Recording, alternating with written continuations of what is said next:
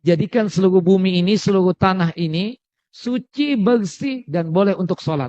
Kecuali 10 tempat berikut ini. Kita tidak boleh sholat di 10 tempat berikut ini.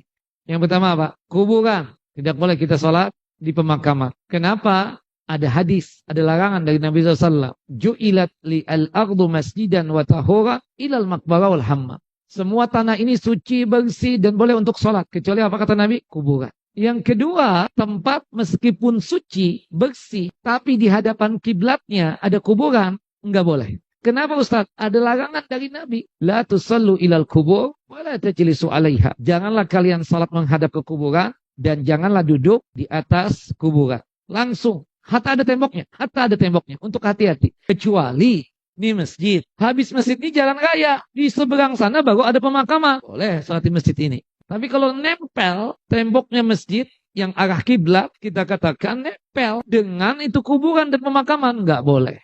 Kenapa? Ada larangan dari Nabi Sallallahu Alaihi Wasallam. Yang ketiga, toilet, jamban, restroom, nggak boleh untuk sholat di kamar mandi. Kenapa? Pertama ada larangan dari Nabi SAW. Ju'ilat li al-ardu masjidan wa tahuran ilal maqbarah wal hammam. Dijadikan seluruh tanah ini bersih, suci, ya, boleh untuk sujud, boleh untuk sholat, kecuali kuburan dan kamar mandi. Kemudian yang keempat al-husyu, spiteng. Subhanallah, sholat id nih kita di sini atau Jumatan sampai keluar sana ada spiteng di situ. Di depan sana, di atasnya kita gelar sajadah sekalipun. Nggak boleh. Karena spiteng itu tempatnya apa? Kotoran. Tidak dibolehkan. Allahu a'lam bishawab.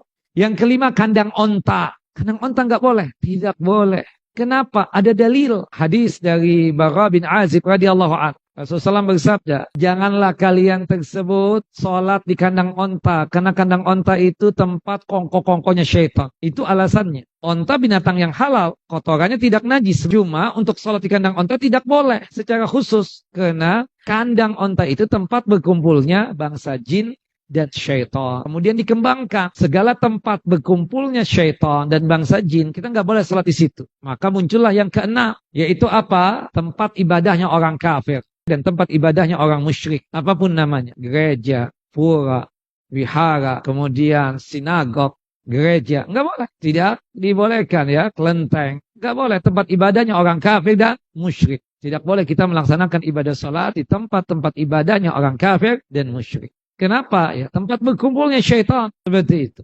Termasuk yang ketujuh, tempat berkumpulnya syaitan, tempat maksiat. Entah itu tempat pelacuran, tempat perjudian, atau yang sejenisnya, tempat mabuk misalnya. Kemudian yang keberapa? Kedelapan, tempat pembuangan sampah. Kenapa tidak boleh? Kemungkinan besar ada najisnya di tempat pembuangan sampah tersebut. Yang kesembilan adalah got, selokan. Meskipun kering kita katakan, kemungkinan besar ada apa? Ada najisnya. Dan yang terakhir, yang ke-10, berdasarkan dalil, tempat yang pernah diadab dan disiksa oleh Allah Jalla wa'ala. Nah, seperti ada daerah Madain Saleh itu ya. Subhanallah. Bukan di daerah Al-Ulanya. Jadi setengah jam atau 20 menit ya dari Al-Ula itu ada Madain Saleh. Dan tempatnya tertutup. Tertutup, nggak boleh orang untuk mampir ke sana.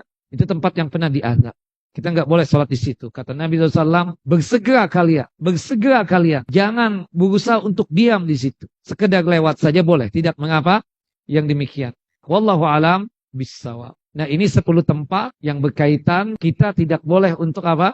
Melaksanakan ibadah sholat di tempat tersebut. Selain 10 tempat ini, maka hukumnya apa? Boleh untuk kita sholat. Dimanapun buminya, dimanapun tanahnya.